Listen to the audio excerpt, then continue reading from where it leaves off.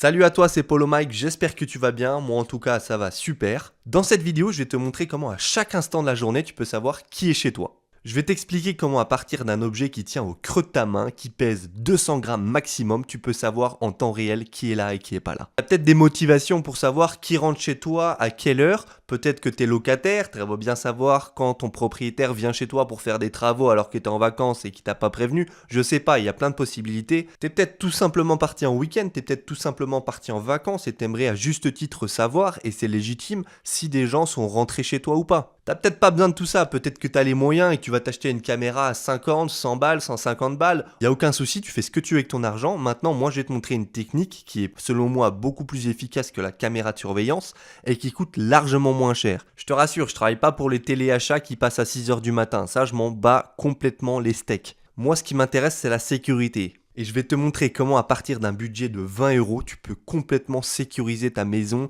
et être averti en temps réel de qui est là et qui est pas là. Tu sais, en 2018, les gens ont tous quelque chose dans leur poche. Ça s'appelle un téléphone. Et un téléphone, c'est très très bavard. Un téléphone, ça a le Bluetooth. Un téléphone, ça a le Wi-Fi.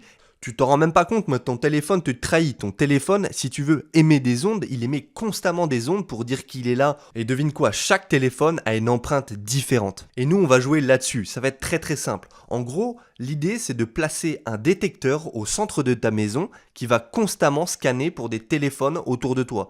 Et tu peux scanner de différentes manières. Tu peux scanner pour les téléphones Bluetooth, tu peux scanner pour les téléphones qui émettent du Wi-Fi. Sous réserve que la personne est venue chez toi sans activer le mode avion, il y a 100% de garantie pour que tu saches si cette personne est venue près de chez toi. T'es peut-être curieux, t'aimerais bien savoir à quoi ressemble ce détecteur. Est-ce que je l'ai volé dans un camion de la NASA? Non, pas du tout. C'est en fait un micro-ordinateur. Regarde, il tient au creux de ma main, il est vraiment tout petit, il pèse rien du tout. Il y a 2 ports micro USB, il y a un port HDMI si tu veux le brancher sur ta télé pour voir un peu ce que tu fais.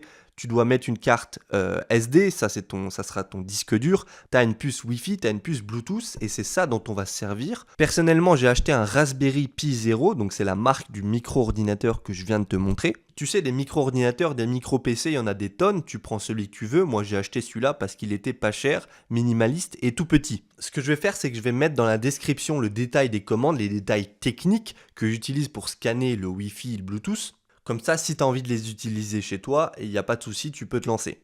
Je te résume le détail vite fait si tu n'es pas familier avec ces détails techniques. En gros, ce que vont te donner ces commandes, c'est l'identifiant unique de chaque téléphone. Là, si tu as envie de te lancer dans un petit peu d'algorithme, si tu as envie de te lancer dans un petit peu de code, si le projet te tient à cœur, à chaque fois que mon programme scanne un identifiant, je regarde s'il est connu ou pas. Parce que je connais à l'avance les identifiants des téléphones qui m'appartiennent. Je connais l'identifiant des téléphones de mes amis, de ma famille. En gros, mon programme sait faire la différence entre quelqu'un qui n'est pas connu et quelqu'un de connu. Pour ça, c'est très facile, tu as juste à faire un scan quand tout le monde est chez toi et tu connaîtras finalement les téléphones de confiance, les téléphones qui appartiennent à tes amis, les téléphones qui appartiennent à ta famille. Et une fois que tu as cette information, tu peux faire quelque chose de totalement mythique, c'est-à-dire que j'ai programmé un bot Messenger, donc un bot sur Facebook, c'est un robot qui va m'envoyer en temps réel les notifications des téléphones qui sont à proximité de chez moi. Je sais pas si tu savais, mais Facebook a une API que tu peux utiliser pour envoyer des messages à une ou plusieurs personnes de ton choix. En gros, c'est toi qui décides qui doit recevoir les notifications